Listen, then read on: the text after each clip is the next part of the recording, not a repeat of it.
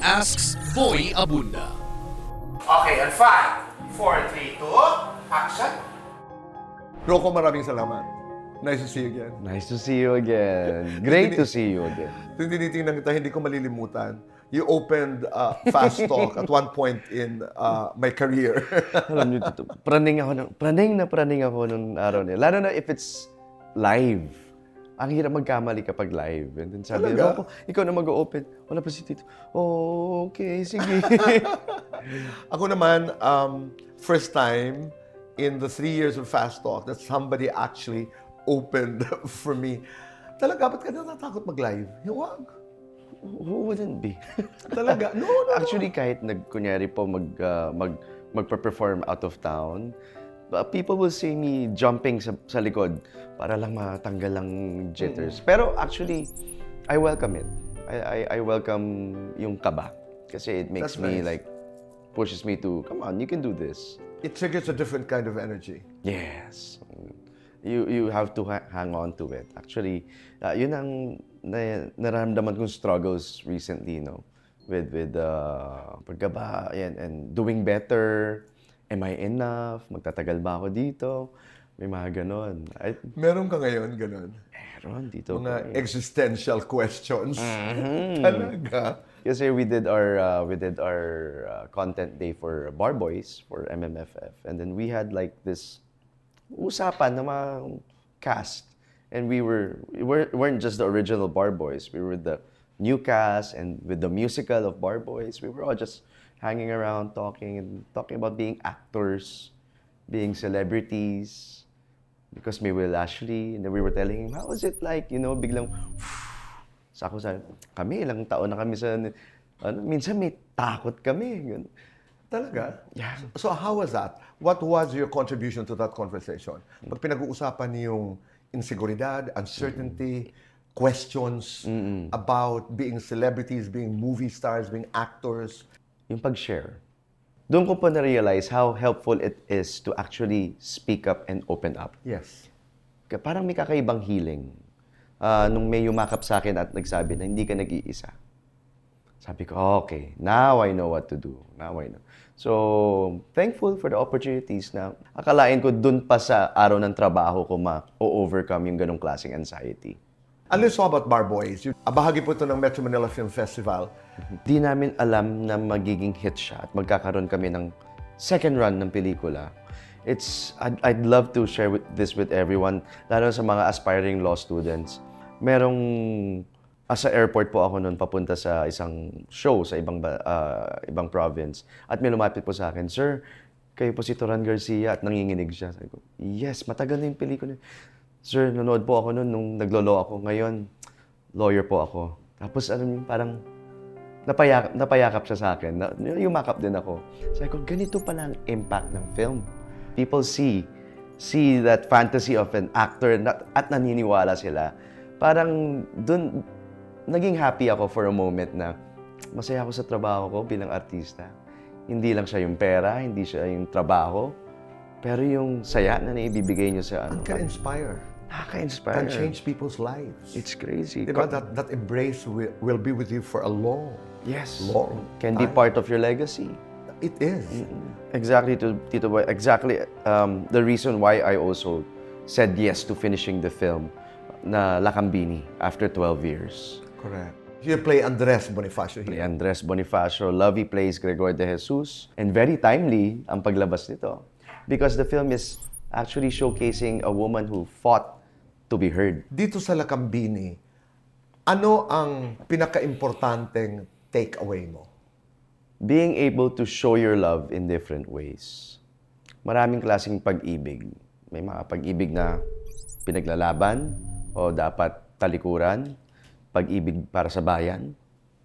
Yan yung mga takeaways ko dyan. Anong nalaman mo tungkol kay Gregoria de Jesus at kay Andres Bonifacio na you would consider discoveries? Kasi Tito Boy, alam naman natin lahat na ang mga lalaki lang ang pinapakinggan noon.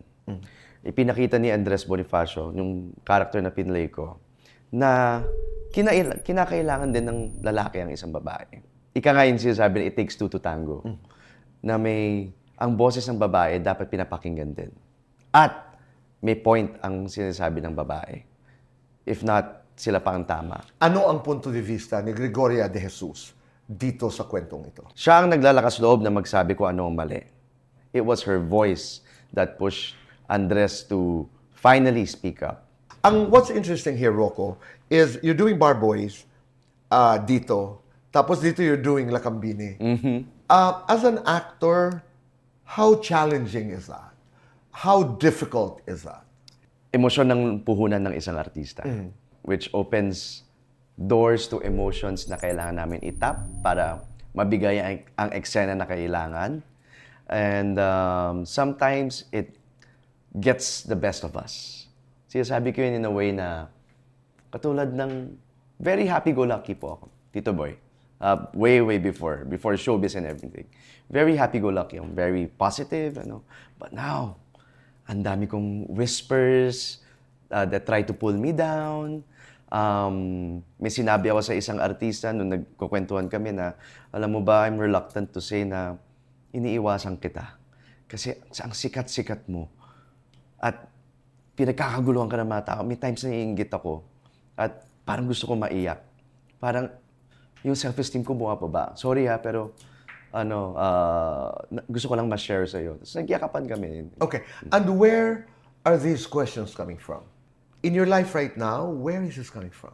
Totoo po sinasabi na mas nakakatanda sa aming artista na make the right choices kasi ang pagiging artista hindi habang buhay. Nasa panahon po ako ngayon, Tito Boy, na may praning moments ako. Kukunin pa kaya ako sa serye? Kukunin pa kaya ako sa pelikula? May halaga pa ba ako? If not every week, every other day, kina-question ko po ang sarili ko. Nakakapagod po kasi kailangan ko po mag-effort na magbasa ng self-help books, makinig ng audiobooks para lang pagsimula ako ng araw, okay po ako.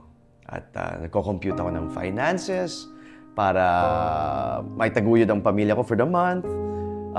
It gets tiring. It can be tiring. This is a certain time in your life when you start to ask questions. And I wanted to say, hindi normal. Hindi normal. I don't want to normalize that feeling, pero nangyayari. At nakakatakot. Thank you, Tito Boy. Di ko akalain na manggagaling yun sa inyo. Existential talaga. Yung parang, ano ang halaga ko ngayon? You know, where do I go? I want to do more. I want to do television. I want to teach. Ang dami. Pero, alam mo, at the end of the pandemic, when I look back, sabi ko, okay, I'm able to connect the dots. Funny how the pandemic was able to make us realize. Grabe. I had no means of income. Tapos, every day I was asking, binuksan ko po yung wallet ko. May pahapiaw yung PRC license ko nung nurse ako. Yeah. Sabi ko, wait lang, tawag nga ako ng mga kakilala. Eventually, I got hold of some contacts and we were able to start a company for, what do you call this? For swabs. Yeah. For swabs. And then, akalain mo, doon ako naging stable. Right. It was so dangerous kasi ako yung sumasalang sa mga bahay. Wala na akong artista. Punta ako sa bahay nila, ako nagsuswab. Every day, I had the possibility of getting COVID. Those instances na nagtatanong ka, tapos binibigay mo lang kay God, He answers your questions in ways you would not imagine. Yeah. Okay. Are you having fun as a dad? I love it. I love it. Nakakapikon minsan. Minsan, konti nang bubunutin yung buhok nyo sa pagiging pasaway ng anak ninyo. And you have another boy coming. And we have another boy coming. More fun. More fun. More fun. How are you as a husband? I'm good. But like I said, Tito Boy, yung mga moments ko, like with my career, and the whispers, and me bringing myself down, it takes its toll on me being, minsan, aminin ko, my wife will be watching, gusto ko mag-apologize sa kanya kasi sometimes, nagiging emotional punching bag din and she's very, very kind. She takes it. Fantastic, girl. She takes it and then she tells me, I know what you're feeling. Mamaya na tayo mag-usap. Then you talk to me. Then let's think of a solution. Thank you, Melissa, for being a great wife. Yeah. I know you're going through a lot, but it's that you're whole. Am I? You are. I don't think I am. No, you are. You are. You probably don't see it now, but remember this conversation. And being whole is not being in the best of places. Okay. I think wholeness is somehow defined in some of the most challenging moments in our lives. Bad.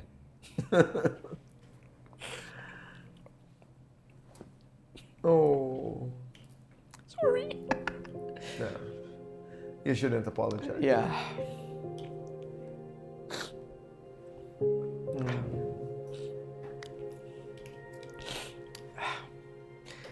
Bakit ba nangyayari sa akin to? Ano ba? Ba't puro problema na lang?